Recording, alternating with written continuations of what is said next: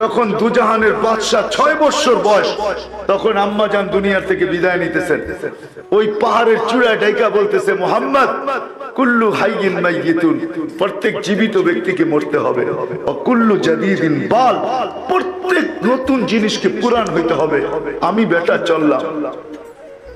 কি অবস্থা ছিল! 6 মাস পরে দাদা মারা গেছে।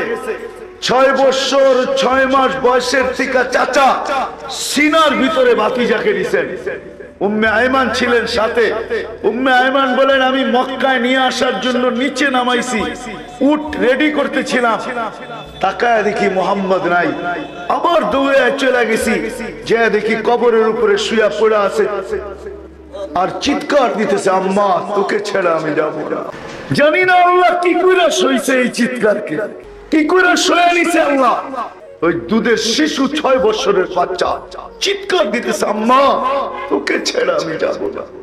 যাবো তো যাবো কোথায়? আব্বা তো নাই, তুইও নাই, একটা ভাইও নাই, বোনও নাই, কার কাছে আমি যাব?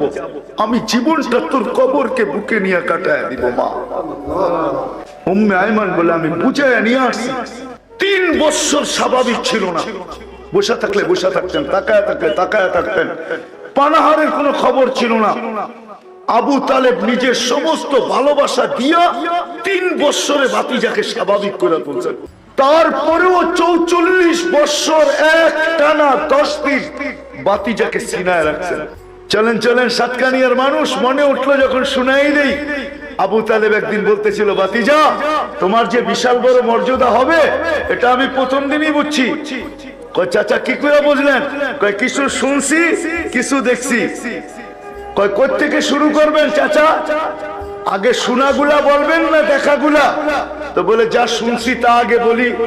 বলে, তুমি যখন জন্ম নিতেছিলে সমস্ত বাচ্চা দুনিয়াতে যখন আসে তো দুর্গন্ধ ছড়াইতে ছড়াইতে আসে, আর তুমি যখন আসতেছিলা তো সমগ্র জগৎটাকে সুঘ্রাণ দিয়া মোহিত করা হয়েছে। কান্নাল মিসকা ইয়াফুর, সমগ্র জগৎকে সুঘ্রাণ দিয়া মোহিত হইতেছিল, আর তোমার শরীরের ঘ্রাণ ওই মোহিত জগৎকে আরো মোহিত করতেছিল। বলছে, তারপর চাচা? বলে, সবার গায়ে ময়লা নিয়ে আসে, তোমাকে জানি ভিতর থেকে কে ওয়াশ করে দিছে। সবাই নাভি জমিনে কাটা হয়, তোমার নাভি মার পেটের ভিতরে জানি কে কেটে দিছে। সমস্ত ছেলে সন্তানের মুসলমানি জমিনে হয়, তোমার মুসলমানি জানি মার পেটের ভিতরে কে করে দিছে, মখতুনা। বলছে, তারপরে চাচা? বলে, তোমাকে যখন রাখা হয়েছে চাদরের উপরে, রাখতে দেরি, তুমি নাকি সেজদায় যেতে দেরি করো না। লম্বা সেজদার পরে তুমি উঠা বসছো আত্তাহিয়াতের সূরাতে, শাহাদাত আঙ্গুলি উপরে উঠে জানি কি বলছো, তোমার আম্মা বলতে পারে না।